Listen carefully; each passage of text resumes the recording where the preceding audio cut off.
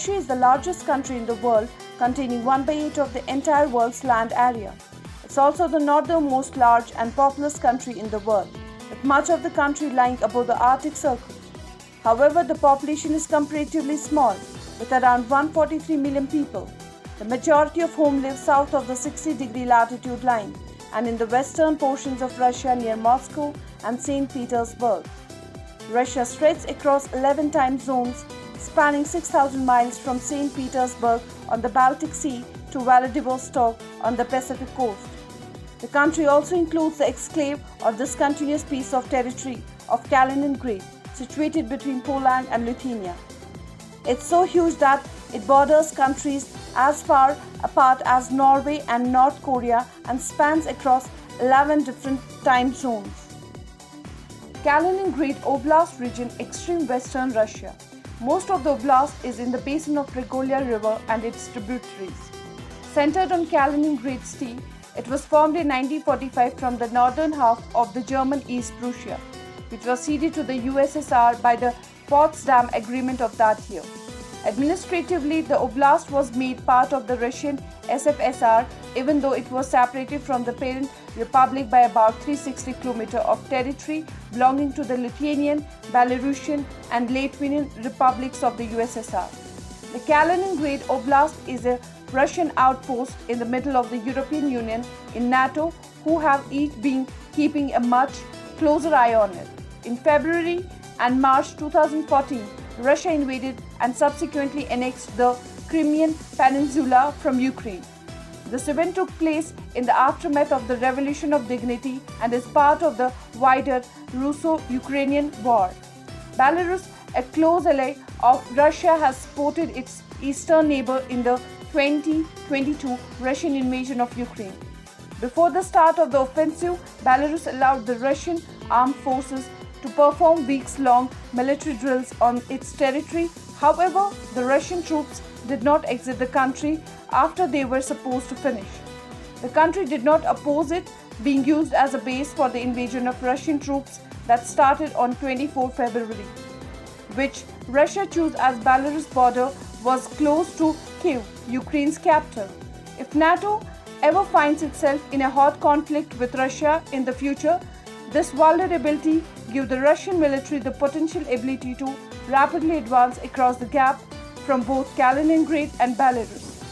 Kaliningrad is Russia's gate into the Baltic Sea. It's a Russian territory outside the Russian mainland. The best way to describe it would be to call the 223 square kilometer territory a Russian exclave. Kaliningrad borders NATO members Poland and Lithuania. Essentially, Kaliningrad is Russian territory surrounded by NATO. That has always been a big concern for Moscow. The Kaliningrad garrison serves as an intermediated Russian presence in the Baltic region. The Baltic Fleet, headquartered there, has been significantly upgraded in recent years with new ships, ground forces, and missiles. The city, that is now known as Kaliningrad, has a contentious past. For most of its history, it was inhabited by Prussian Germans and was known by its German name Königsberg. But it was also familiar to the Poles, who called it Królewik. It's now under the control of the Russian Republic, part of the Kaliningrad region that's cut off from the rest of the Russia by Poland and Lithuania. Kaliningrad, after all, for nearly all of the 684 years of history. Kaliningrad, formerly Germans, Königsberg, Polish, Królewik, city seaport and administrative center of Kaliningrad Oblast region, Russia. Detached from the rest of the country, the city is an exclave of the Russian Federation. Kaliningrad lies on the Pregolia River just upstream from Fisheries Lagoon. Formerly the capital of the Dukes of Prussia and later the capital of East Prussia, the city was ceded to the Soviet Union in 1945 under the Potsdam Agreement. Kaliningrad is part of Russia today because of the ruthlessness of Joseph Stalin, who saw an opportunity to punish Germany for its crimes during the Second World War and gain a valuable port at the same time. For most of the European history, Germans had occupied lands well to the east of the current borders of Germany. Germany itself did not exist as a unified nation. Instead, there were numerous kingdoms and principalities of varying sizes. There were also pockets of German settlements scattered among the Slavic nations to the east. These settlements reached as far as the Volga River in Russia. The city of Königsberg was founded in 1255 by the Teutonic Knights. The town and surrounding area were mainly populated by Germans, Poles, and Lithuanians. The city grew to become a member of the Hanseatic League and played an important part in regional trade. In 1525, it became the capital of the Duchy of Prussia, which at the time was a Polish fiefdom. In the early 1600s, Prussia became increasingly independent from Poland. In 1701, Prussia was united with German Brandenburg and became the fully independent Kingdom of Prussia. Russia annexed Königsberg in 1758 during the Seven Years' War, but Prussia regained the city in 1762. Afterwards, Prussia began to consolidate its position as a leading German state, leading to its creation of the German Empire in 1871.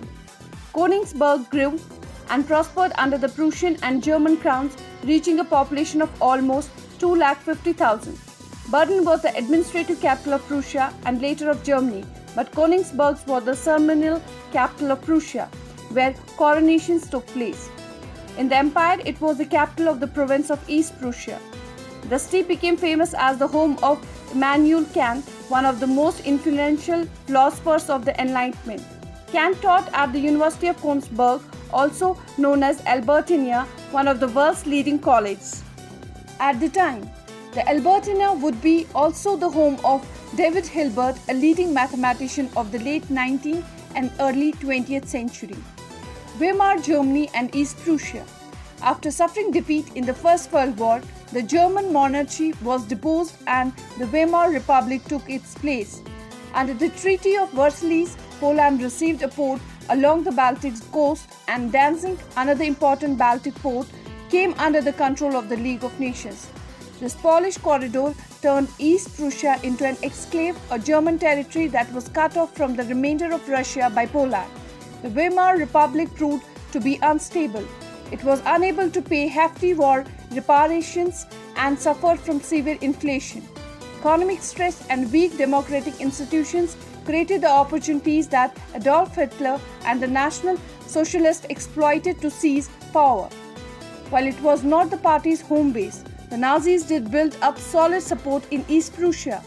After consolidating their power in Germany, the National Socialists followed a reckless course as they sought to regain lost territories and expand. In 1939 and 1940, Hitler initiated wars in the East and the West. Germany found itself fighting wars against potent enemies on two fronts. With advanced weapons and tactics, Germany had success on both fronts at the beginning of the war, capturing Paris and overrunning most of the Eastern Europe, including Poland, Ukraine, and a large portion of Russia. German occupation was often brutal, especially in the 5 years after the war's end. At least 12 million people relocated to occupied Germany, including both German citizens and ethnic Germans who had been citizens of other nations. Now let's see how Königsberg became Kaliningrad. Königsberg had reached a population of over 360,000 at the beginning of the war, but at the end only 72,000 remained. Moscow wasted no time making East Prussia their own. The province was split up with the southern half going to Poland. The Soviets took the northern half, including Königsberg. In 1946, they renamed the city Kaliningrad after Michael Kalinin, an influential Bolshevik who had taken part in the Russian Revolution and passed away earlier that year. Kaliningrad and the surrounding territory were made an oblast of the Russian Soviet Federative Socialist Republic. Kaliningrad was cut off from Russia, although it did have borders with the Soviet Republic of Lithuania. It also shared a border with Poland, a nominally independent country, but in reality a Soviet satellite state that could be relied upon to allow transit across its territory. Soviet leaders moved quickly to solidify their control. The remaining German population was forced out between 1946 and 1949. To take their place, 4 lakh Soviet citizens, mostly Russians, were moved into the Kaliningrad Oblast. Throughout the Cold War, the city of Kaliningrad proved valuable as the home port of Soviet Baltic Fleet.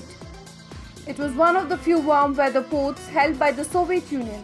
Its waters did not freeze up during the winter, so ships could sail in and out year-round.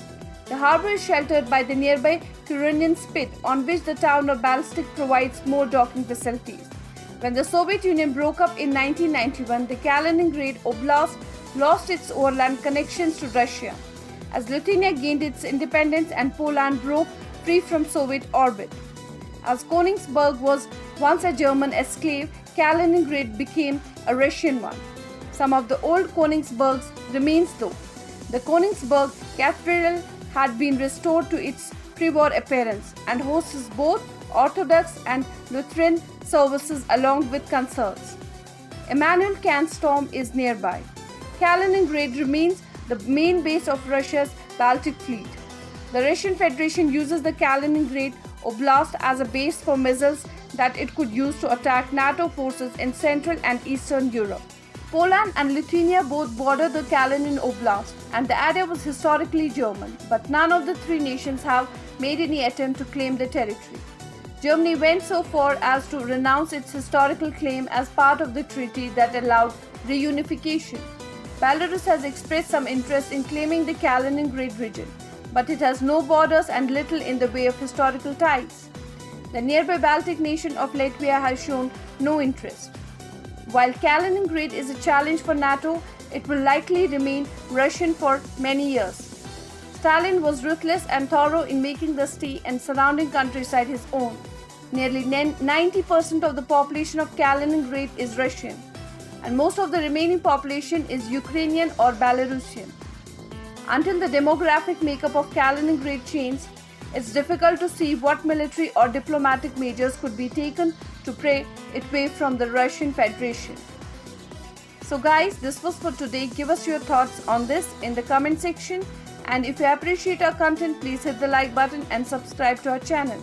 Share this video with your family and friends. We will meet soon in a new video. Thank you. Jai Hind.